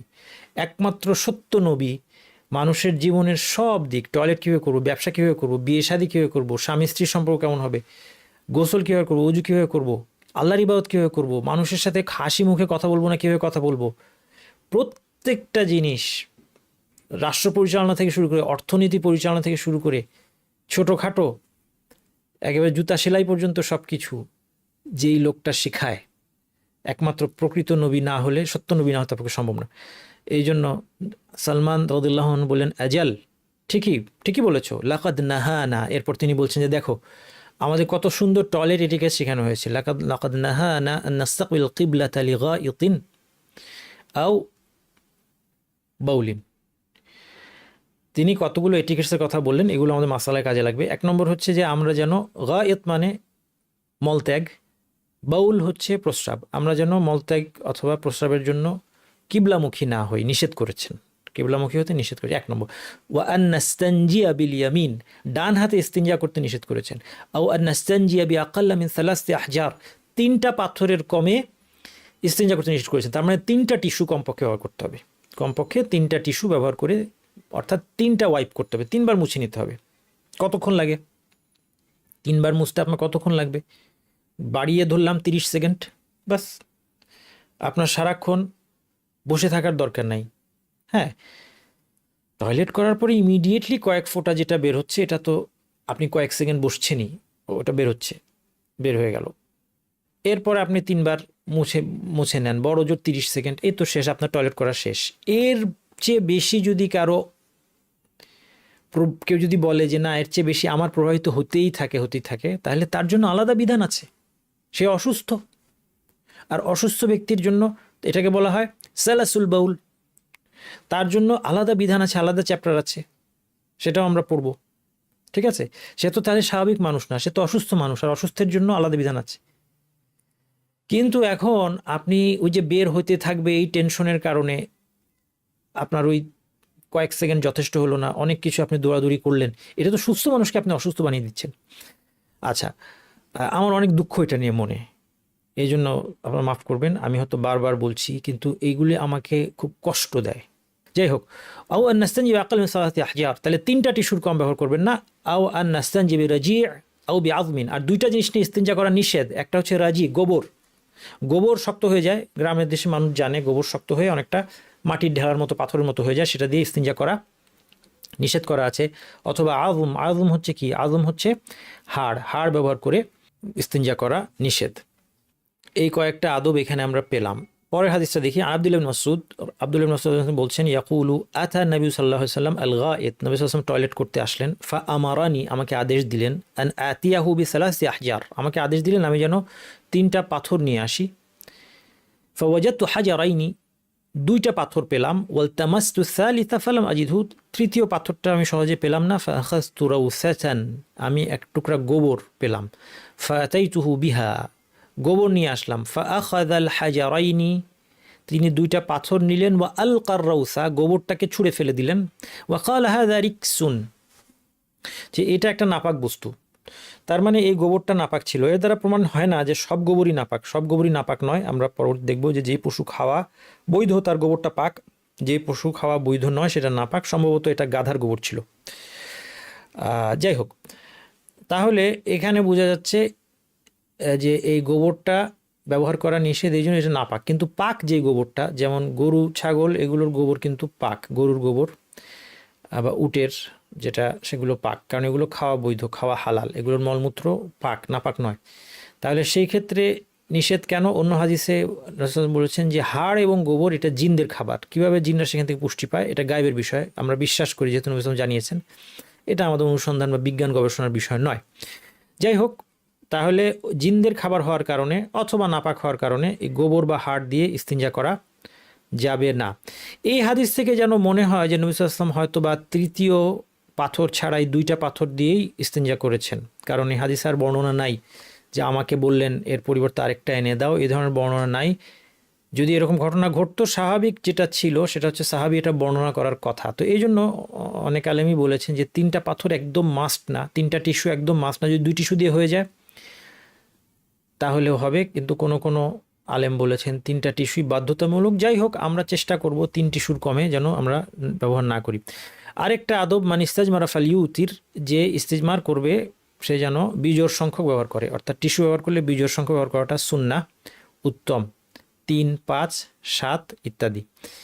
তাহলে আমরা এই টিস্যু ব্যবহারের এটিকেটসগুলো পেয়ে গেলাম। 1 নম্বর হচ্ছে কমপক্ষে 3টি টিস্যু ব্যবহার করা উচিত। 2 নম্বর বিজোড় সংখ্যক হওয়া বাঞ্ছনীয়। কুলুক হিসেবে যা ব্যবহার করা যাবে না, কুলুক হিসেবে কি ব্যবহার করা যাবে না এটা এখানে আমরা বলি নাই। কিছু পেয়েছি আমরা, একটা কি পেলাম, হাড় পেলাম, গোবর পেলাম। কোনো বস্তু যদি পবিত্রতা অর্জন না হয়, জিনিসটা নিজেই নাপাক, এমন কিছু যদি হয় সে নিজেই নাপাক, অথবা সেটাতে আরও নাপাকিটা লেপটে যায়, এরকম কিছু হয়, সেটা দিয়ে নাপাক হবে না। তারপরে কোনো বস্তু যেমন খাদ্যদ্রব্য দিয়ে অথবা বইপত্রের, বিশেষ করে ধর্মীয় বইপত্রের পৃষ্ঠা দিয়ে, কারণ এগুলো অবমাননা, ধর্মের অবমাননা হবে, এইগুলো দিয়ে ইস্তিনজা করা যাবে না। এছাড়া যা কিছু দিয়ে আপনার পরিষ্কার হয় সেটাই ব্যবহার করা যাবে, সেটা কাগজের তৈরি টিস্যু হোক, কাপড়ের তৈরি কিছু হোক, মাটির ঢেলা হোক, যেটা দিয়ে পবিত্রতা অর্জন হয় সেটাকে কুলুক হিসেবে ব্যবহার করা যাবে। এই হচ্ছে আমাদের টিস্যু ব্যবহারের গাইডলাইন্স। এরপর আমরা আরও কিছু আদব দেখি। টয়লেট করার জন্য পুরো দেহকে আড়াল করা মুস্তাহাব, অর্থাৎ যখন একজন টয়লেট করছে তাকে কেউ দেখছে না। তো এটা আসলে আমাদের আধুনিক যে টয়লেট, এই টয়লেটের মধ্যে হয়ে যায়। আগেকার দিনে তো এরকম 4 দেয়ালে ঘেরা টয়লেট ছিল না। যখন 4 দেয়ালে ঘেরা যদি টয়লেট হয় তাহলে এটা হয়ে গেল, কারণ কেউ তো আমাকে দেখার উপায় নাই, এই সুন্নাহটা আদায় হয়ে গেল। আর আগেকার দিনে কি হতো সেটা এখানে হাদিসে বলা হচ্ছে। মুগীরা ইবনু শুআবা রাদিয়াল্লাহু আনহু তিনি বলছেন, কুনতু মা নবী সাল্লাল্লাহু আলাইহি ওয়াসাল্লাম ফি সাফার, আমি নবী সাল্লাল্লাহু আলাইহি ওয়াসাল্লাম এক সফরে ছিলাম। ফাকালা ইয়া মুগীরা খুযিল ইদাওয়া, নবী সাল্লাল্লাহু আলাইহি ওয়াসাল্লাম বললেন যে এই পাত্রটা ধরো। ফাআখাযতুহা, আমি এটা ধরলাম। ফান্তালাকা রাসূলুল্লাহ সাল্লাল্লাহু আলাইহি ওয়াসাল্লাম হাত্তা তাওয়ারা আন্নি, তিনি দূরে চলে গেলেন, আমার চোখের আড়ালে চলে গেলেন। ফাকাদা হাজাতাহু, এরপর তার প্রয়োজন পূরণ করলেন, অর্থাৎ এমন জায়গায় গিয়ে প্রয়োজন পূরণ করলেন যে আমি তার দেহের কোনো অংশই দেখতে পেলাম না। তাইলে এটা হচ্ছে যখন কেউ উন্মুক্ত স্থানে টয়লেট করবে, এটা হচ্ছে উত্তম। আর বর্তমানে আমরা দালানের ভিতরে যে 4 দেয়ালে ঘেরা আমাদের টয়লেট, সেখানে এটা হয়ে যাচ্ছে, এই মুস্তাহাব কাজটা হয়ে যাচ্ছে, আলহামদুলিল্লাহ। টয়লেট করার সময় সতর আবৃত করা বাধ্যতামূলক। টয়লেট করার সময় আমার যে টয়লেট করছে তার বডিটা যদি মানুষ দেখতেও পায়, তার লজ্জাস্থান যেন দেখতে না পায়, এটা বাধ্যতামূলক। কেননা এটা নিষেধ, লা ইয়ানজুরু রাজুলু ইলা আওরাতির রাজুল ওয়ালাল মারআতু ইলা আওরাতিল মারআ, কোনো পুরুষ যেন কোনো পুরুষের লজ্জাস্থান না দেখে এবং কোনো নারী যেন কোনো নারীর লজ্জাস্থান না দেখে। টয়লেট করার সময় কি বলতে হবে? টয়লেট করার যিকর, প্রথমে টয়লেটে প্রবেশের সময় যেটা প্রথম জিকির হচ্ছে, টয়লেটে প্রবেশের জিকির হচ্ছে বিসমিল্লাহ। এটার দলিল কি? এই হাদিসটা আন আলী ইবনে আবি তালিব রাদিয়াল্লাহু আনহু, আলী ইবনে আবি তালিব রাদিয়াল্লাহু আনহু বলছেন, আন্না রাসূলুল্লাহ সাল্লাল্লাহু আলাইহি ওয়াসাল্লাম قال, রাসূল সাল্লাল্লাহু আলাইহি ওয়াসাল্লাম বলেছেন, সাতরু মা বাইনা আ'য়ুনিল জিন্নি ওয়া আওরাতি বানি আদম ইযা দাখালা আহাদাহুমুল খালা আন ইয়াকুলা বিসমিল্লাহ। জিনদের দৃষ্টি থেকে লজ্জাস্থানকে ঢাকার উপায় হচ্ছে কেউ যদি টয়লেটে যায় তখন সে যেন বিসমিল্লাহ বলে। এই জন্য কাপড় খোলার আগে বিসমিল্লাহ বলা উচিত। এই হাদিসের মধ্যে দুর্বলতা আছে, কিন্তু এই বিধান ব্যাপারে চার মাযহাবের আলেমরাই একমত যে টয়লেট করার আগে বিসমিল্লাহ বলাটা সুন্নাহ। যদিও হাদিসটার কিছু দুর্বলতা থাকতে পারে বা হাদিসের বিশুদ্ধতাটা প্রশ্নবিদ্ধ, কিন্তু চার মাযহাবের আলেমরা যেহেতু একমত, আমরা বলতে পারি যে এটা বিসমিল্লাহ বলাটা মুস্তাহাব। এবং দ্বিতীয় যেই দোয়াটা আছে যেটা সহি, আমরা এখানে শুধু সহি আজকারগুলো নিয়ে আসছি, অনেক আজকার আছে যেগুলো হচ্ছে বিশুদ্ধ নয়, সহি নয়, সেগুলো আমরা এখানে বলবো না। আনাস রাদিয়াল্লাহু বলছেন, কানা নবী সাল্লাল্লাহু আলাইহি ওয়াসাল্লাম ইযা দাখালাল খালা ক্বালা, নবী সাল্লাল্লাহু আলাইহি ওয়াসাল্লাম টয়লেটে প্রবেশ করলে বলতেন, আল্লাহুম্মা ইন্নী আউযু বিকা মিনাল খুবসি ওয়াল খাবাইস, আল্লাহুম্মা ইন্নী আউযু বিকা মিনাল খুবসি। বায়ের উপর সুকুন দিয়েও বলতে পারেন, অথবা খুবুসি, দুইভাবে বর্ণনা আছে, পেশ দিয়েও বলতে পারেন। ওয়াল খাবাইস, খুবস অর্থ যদি সুকুন দিয়ে বলেন এটার অর্থ হচ্ছে সমস্ত মন্দ। আল খাবাইস অর্থ মন্দ সত্তা, অর্থাৎ দুষ্টু জিন টিন যা আছে। আর যদি খুবুস পেশ দিয়ে বলেন তখন খুবুসের অর্থ হবে দুষ্টু জিন যেগুলো পুরুষ, খাবাইসের অর্থ হবে দুষ্টু জিন যেগুলো নারী। অর্থটা একটু চেঞ্জ হয়ে যাবে। এই জন্য কোনো কোনো আলেম বলেছেন যে খুব সুকুন দিয়ে বললেই দোয়াটা বেশি ভালো হয়, কারণ তাহলে খাবাইসের মধ্যে সব দুষ্টু জিন চলে আসলো, পুরুষ নারী, আর খুবসের মধ্যে অন্যান্য মন্দ বিষয় চলে আসলো। তাহলে দোয়াটা কিভাবে পড়ছেন? আল্লাহুম্মা, আল্লাহুম্মা লাম ভারী হবে, হ্যাঁ, আল্লাহুম্মা ইন্নী আউযু বিকা মিনাল খুবসি ওয়াল খাবাইস। ছোট শিশুকে নিয়ে টয়লেটে গেলে কি বলবে, এটা কোনো কোনো আলেম আলোচনা করেছেন যে তার সাথে ছোট বাচ্চা আছে, ছোট বাচ্চা তো পড়তে পারবে না, দুইজনেরই শয়তান থেকে আশ্রয় চাওয়া দরকার। কারণ কোনো কোনো হাদিস থেকে জানা যায় যে এই শৌচাগারগুলো, টয়লেটগুলো জিনদের জায়গা, এখানে জিনরা বিচরণ করে। সেই ক্ষেত্রে আরবিতে আল্লাহুম্মা ইন্না নাউযু বিকা মিনাল খুবসি ওয়াল খাবাইস প্লুরাল করে দিতে হবে। যারা আরবি জানে তাদের জন্য সহজ, যারা আরবি জানে না তারা একটু কষ্ট করে মুখস্থ করে নিতে হবে। আল্লাহুম্মা ইন্না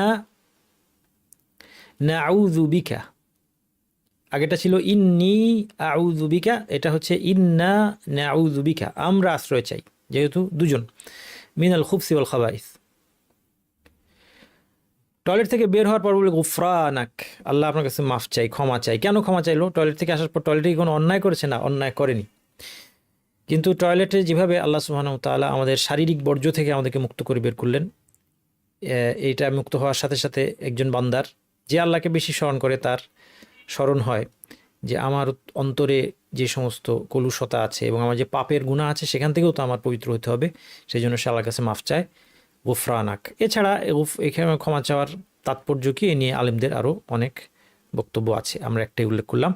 টয়লেটে প্রবেশের সময় বাম পা দেওয়া, বের হওয়ার সময় ডান পা আগে দেওয়া মুস্তাহাব, এটা আপনারা জানেন, এটা একটা মূলনীতি। পছন্দনীয় কাজে বাম দিক, ডান দিক, অপছন্দনীয় বাম দিক। টয়লেটে যাওয়াটা একটা অপছন্দনীয় জায়গায় যাচ্ছি, এই জন্য আগে বাম পা দেওয়া, আর যেহেতু বেরোচ্ছি এটা পছন্দনীয়, এই জন্য আমরা মসজিদে প্রবেশ সময় ডান পা আগে দিই, মসজিদ থেকে বের হওয়ার সময় বাম পা আগে দিই, ইত্যাদি। আয়েশা রাদিয়াল্লাহু বলছেন, কানা নবী সাল্লাল্লাহু আলাইহি ওয়াসাল্লাম ইউজিবুহু তায়াম্মুন ফি তানাউলিহি ওয়া তারাজ্জুলিহি ওয়া তুহুরিহি ওয়া ফি শানিহি কুল্লি। নবী সাল্লাল্লাহু আলাইহি ওয়াসাল্লামকে তার ডান দিক দিয়ে শুরু করাটা সব কিছুতে তার কাছে পছন্দনীয় ছিল। তিনি জুতা পরার সময় অথবা চুল আঁচানোর সময় অথবা পবিত্রতা অর্জনের সময় এবং সকল বিষয়ে ডান দিক দিয়ে শুরু করা পছন্দ করতেন, অর্থাৎ যেই কাজগুলো প্রেফারেবল সব কিছু ডান দিক দিয়ে করা শুরু করতেন। এই জন্য যেহেতু টয়লেট থেকে বের হওয়াটা প্রেফারেবল, সেটা ডান পা দিয়ে, ঢোকাটা আমরা একটা নিকৃষ্ট জায়গায় ঢুকছি, সেই জন্য বাম পা আগে। টয়লেটের মধ্যে জিকির অথবা টয়লেটে আপনার এমন কিছু নিয়ে প্রবেশ করা যেখানে আল্লাহর নাম আছে, এইগুলোর বিধান কি? প্রথমত, আল্লাহর নাম লিখিত কিছু নিয়ে টয়লেটে প্রবেশের বিধান। এই মাসলাটা কখন লাগে? অনেক সময় টাকার উপরে, বিশেষ করে আরবদের যে টাকা আছে সেখানে হয়তো যে রিয়েল বা এই ধরনের যে মুদ্রাগুলো আছে সেগুলোতে আল্লাহর নাম থাকতে পারে। আল্লাহর নাম লিখিত কোনো কিছু নিয়ে টয়লেটে প্রবেশের বিধান, অনেক আলেমী এটাকে বৈধ বলেছেন, জায়েজ বলেছেন, তাহলে এটা নিয়ে দুশ্চিন্তা নাই। কেন বৈধ বলেছেন? তাদের যুক্তি হচ্ছে নবী সাল্লাল্লাহু আলাইহি ওয়াসাল্লামের একটা আংটি ছিল, সেখানে লেখা ছিল মুহাম্মদ রাসূলুল্লাহ। এই আংটিটা টয়লেট যাওয়ার সময় তিনি কি খুলতেন? কোনো কোনো বর্ণনা আছে যে তিনি খুলতেন, কিন্তু সেই বর্ণনাগুলো দুর্বল, সেই বর্ণনাগুলোর মধ্যে প্রবলেম আছে। যদি ধরে নিই যে এটা সাব্যস্ত হয় নাই, তার মানে বলতে হবে যে তিনি আসলে খুলতেন না, কারণ যদি খুলতেন তাহলে সহি বর্ণনায় প্রমাণ হতো। কারণ নবী মুহাম্মদ সাল্লাল্লাহু আলাইহি ওয়াসাল্লামের টয়লেট এটিকেটস বলেন, সালাতের সিস্টেম বলেন, তার পারিবারিক জীবন, কোনো কিছুই গোপন নাই, কোনো দিক যা মানুষের জানা দরকার। তো সেই জন্য তারা বলছেন যে যেহেতু সহি বর্ণনায় তিনি খুলতেন বলে নাই, তার মানে তিনি খুলতেন না। এই যুক্তি তারা বলছেন যে এটা জায়েজ।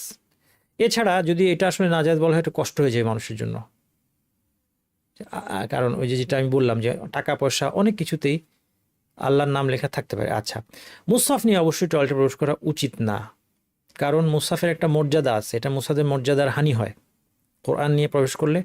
কিন্তু আলেমগণ বলেছেন যে গিলাফ থাকলে অসুবিধা নাই, অথবা চুরি হয়ে যাবে এরকম ক্ষেত্রে প্রবেশ করা যাবে।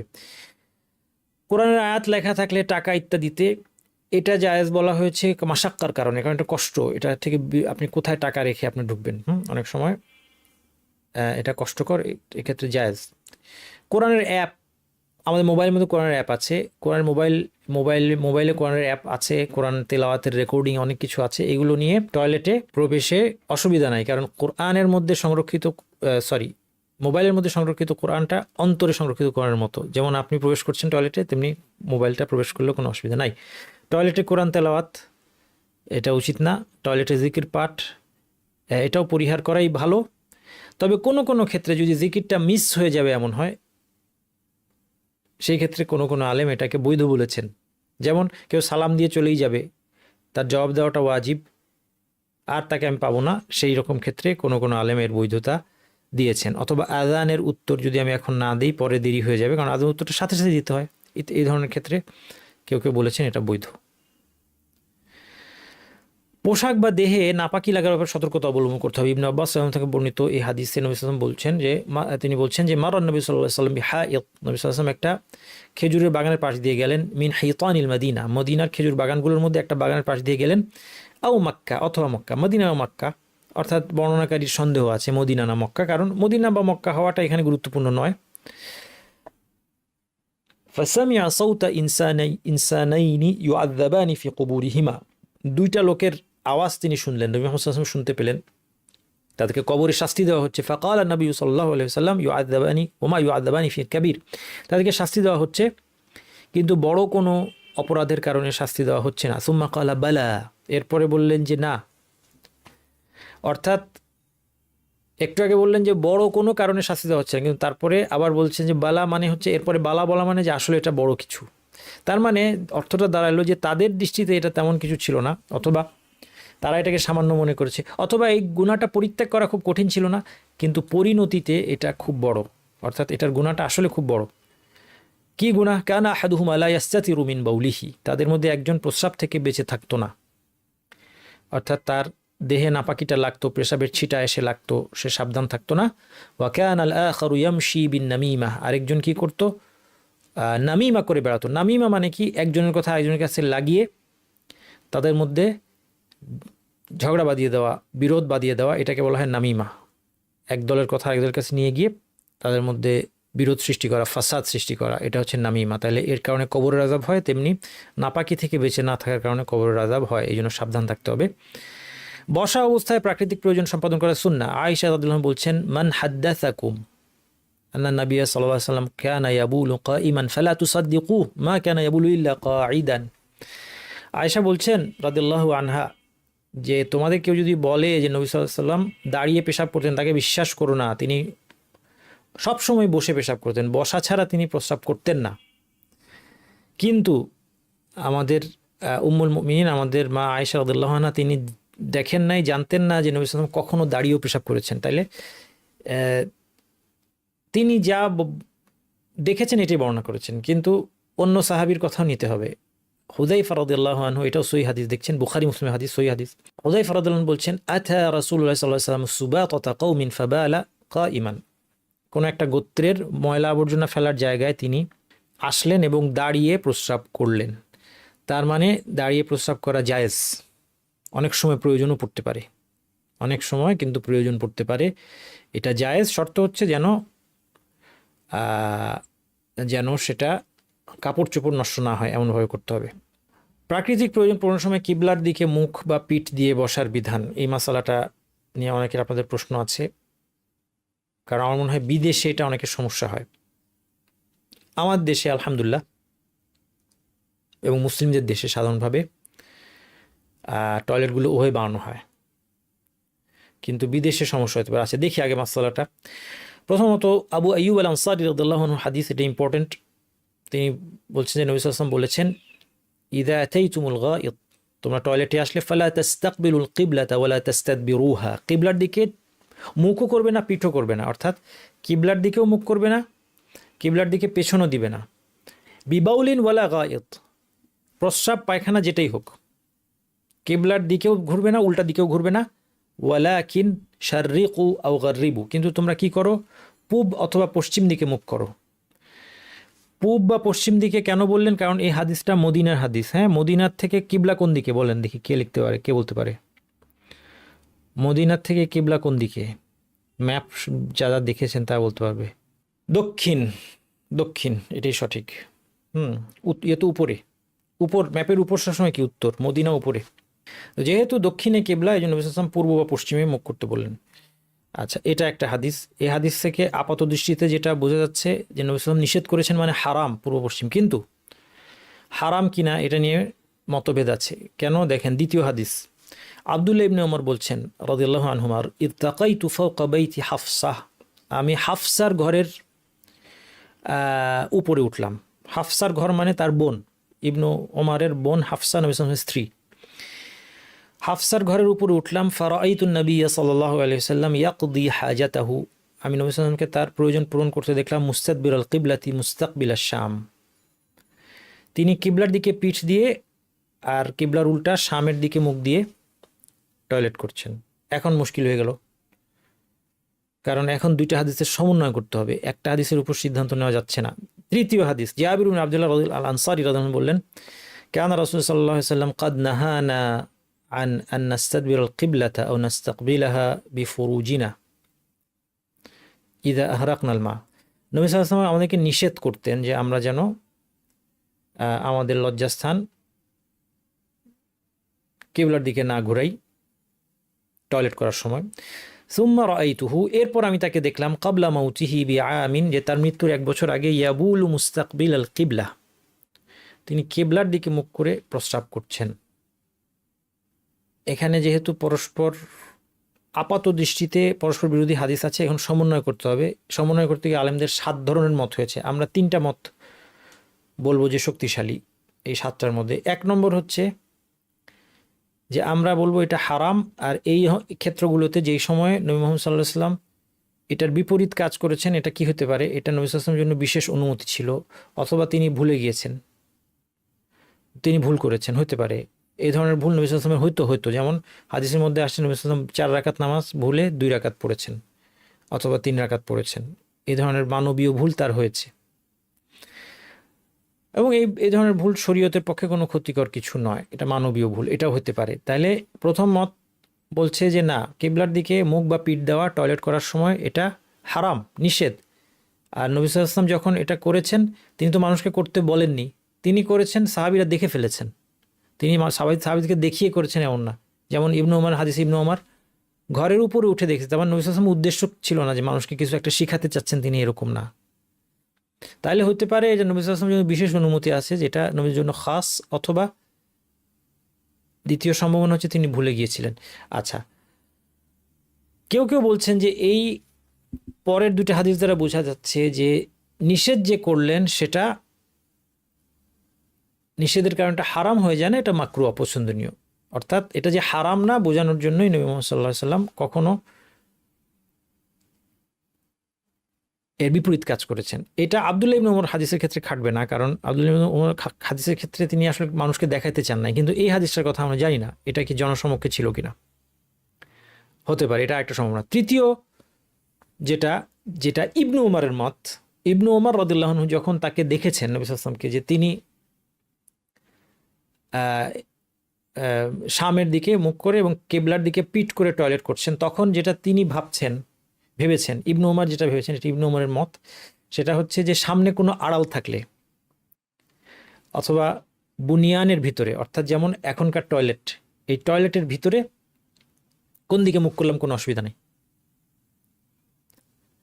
কিন্তু উন্মুক্ত স্থানে টয়লেট করার ক্ষেত্রে আমাদের কিবলার দিকে মুখ বা পিঠ করা যাবে না। এটা আরেকটা মত, এটাও শক্তিশালী মত, তবে এটার কিছু আপত্তি আছে, এই মতের বিরুদ্ধে কিছু যুক্তি আছে। যেমন কেউ বলতে পারে যে আসলে মানে টয়লেট আর উন্মুক্ত স্থানের পার্থক্য কী? কেউ যদি বলে যে বাধা আছে, টয়লেটের মধ্যে কিবলা আর আমার মাঝখানে একটা দেওয়াল আছে, তো উন্মুক্ত স্থানে কিবলার সাথে উন্মুক্ত স্থানের মধ্যে মাঝখানে কত পাহাড় পর্বত কত কিছু আছে, তো এগুলো কি বাধা না?